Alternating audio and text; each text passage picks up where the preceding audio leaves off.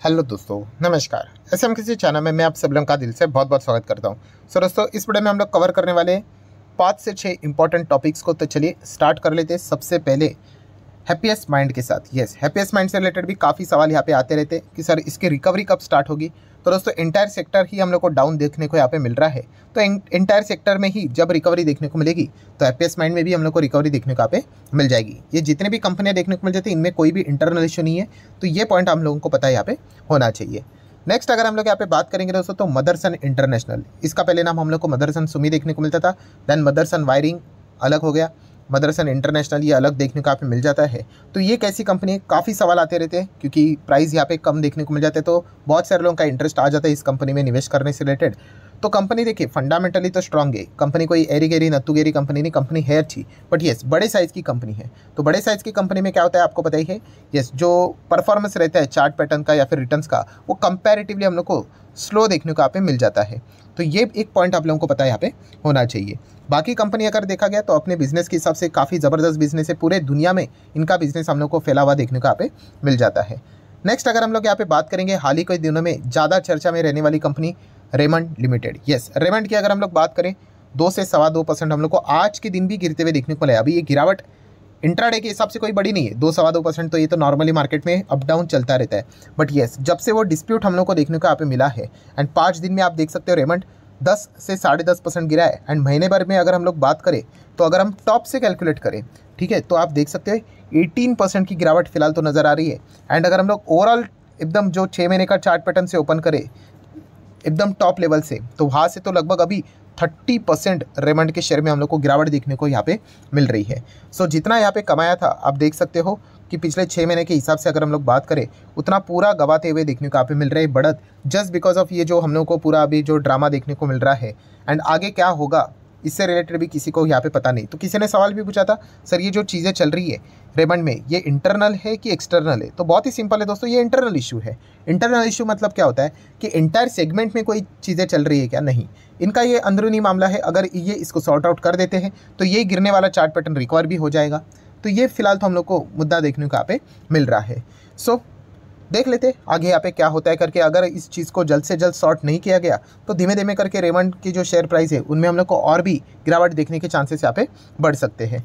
Next अगर हम लोग बात करेंगे केपीआईटी टेक। यस, हर किसी का फोकस अभी केपीआईटी टेक पे रहता ही है, खास करके कोटक की रिपोर्ट निकलने के बाद केपीआईटी टेक हर किसी के रडार पे रहता ही है। कोटक का कहना है साल भर में 940 तक यहाँ पे आ जाएगा। कंपनी खराब नहीं है, बट येस जो वैल्यूएशन अभी देखने को मिल रहा है वो बिल्कुल भी जस्टिफाइबल नहीं है। शेयर प्राइस ऐसे ही भागा है, ये उनका कहना था। उनके कहने के बाद अच्छी खासी गिरावट भी हम लोग को देखने को यहाँ पे मिली थी।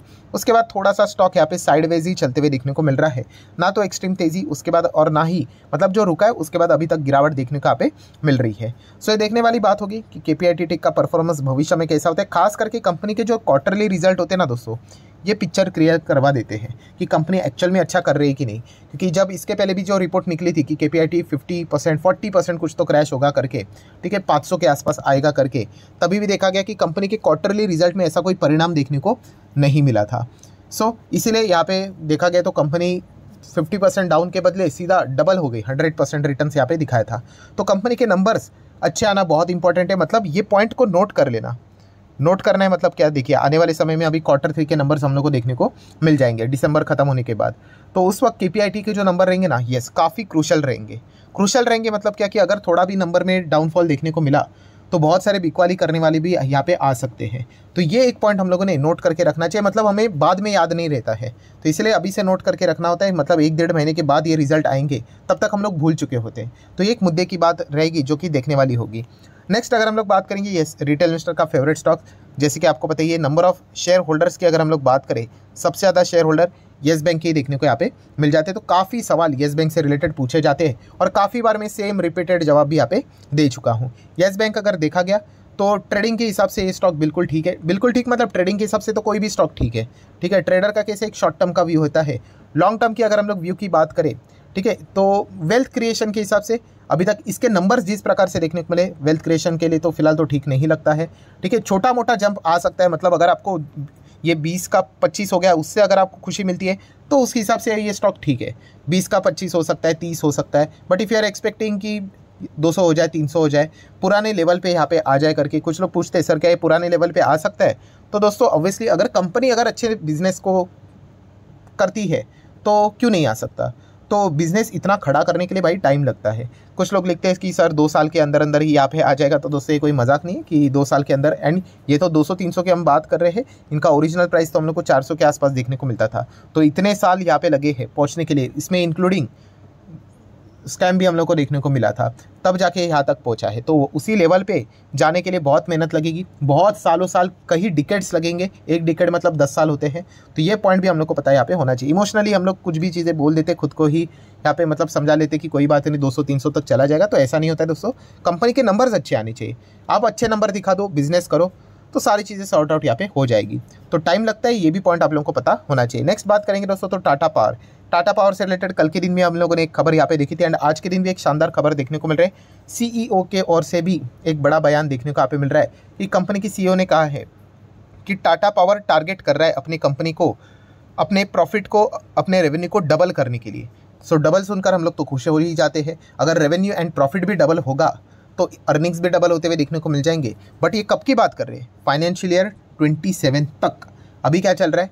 23 तो खत्म हो ही गया, चलो 24, 25, 26, 27, मतलब 4 साल में वो टाटा पावर को डबल करने की बात यहाँ पे कर रहे हैं। तो ये पॉइंट आपको पता है यहाँ पे होना चाहिए। ऐसी बात नहीं कि डबल नहीं हो सकते, डेफिनेटली हो सकते हैं। बट अगर आप ये एक्सपेक्ट करते हो कि डबल हफ्ते भर में हो जाए तो वो तो होने वाला पॉसिबल नहीं है।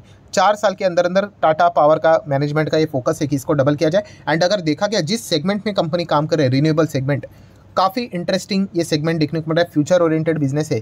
तो ज़रूर ये 4 साल में हम लोगों को अपने टारगेट की ओर जाते हुए भी देखने को यहाँ पे मिल सकते हैं। अभी कल के दिन भी हम लोगों ने ये बात देखी थी कि टाटा पावर ने यहाँ पे बताया है कि 60,000 करोड़ का वो कैपेक्स कर रहे हैं 2027 तक ही, कि रिन्यूएबल सेगमेंट की कैपेसिटी बढ़ाने के हिसाब से। ठीक है, तो ज़रूर उस दिशा में कंपनी काम करते हुए भी देखने को यहाँ पे मिल रही है। सिर्फ हमारे एक ही प्रॉब्लम होता है, यस हमें क्विक रिटर्न्स चाहिए।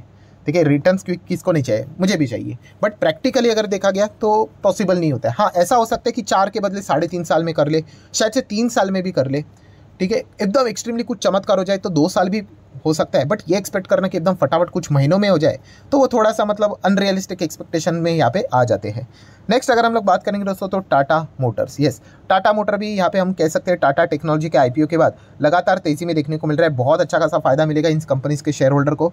ठीक है, एंड टाटा मोटर भी अगर देखा गया लगातार तेजी दिखा रहे हैं, प्राइसिंग भी इनके बढ़ने वाले जनवरी में, ऐसी भी खबरें हम लोग को देखने को मिली थी। सो कल के दिन की बात करें, टाटा मोटर भी रडार पे रहेगा। कल का दिन मतलब आप सभी लोगों को पता है टाटा टेक्नोलॉजी का आईपीओ।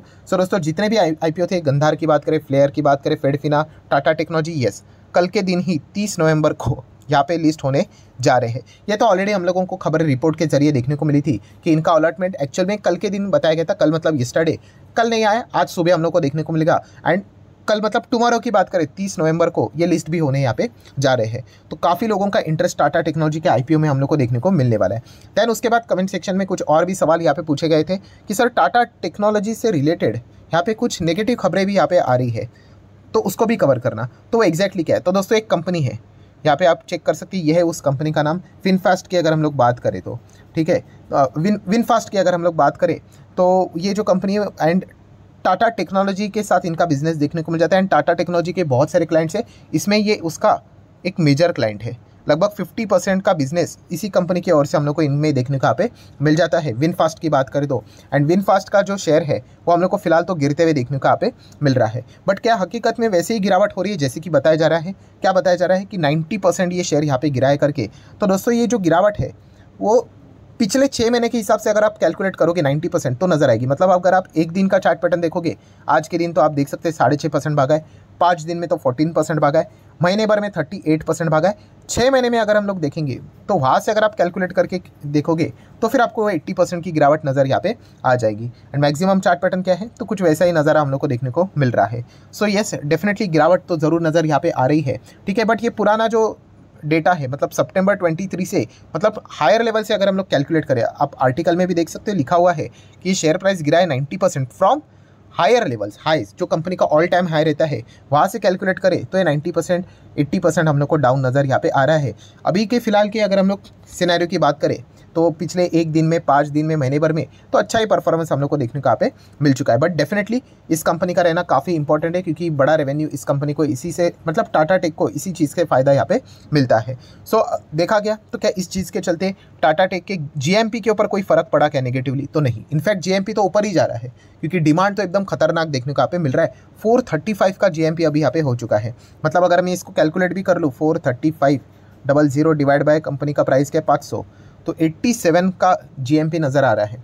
ठीक है, तो हम ज़रूर कह सकते हैं कल के दिन तो एकदम ब्लास्ट ही होने के चांसेस ज़्यादा है। ब्लास्ट मतलब मैं शेयर प्राइस के हिसाब से यहाँ पे बात कर रहा हूँ।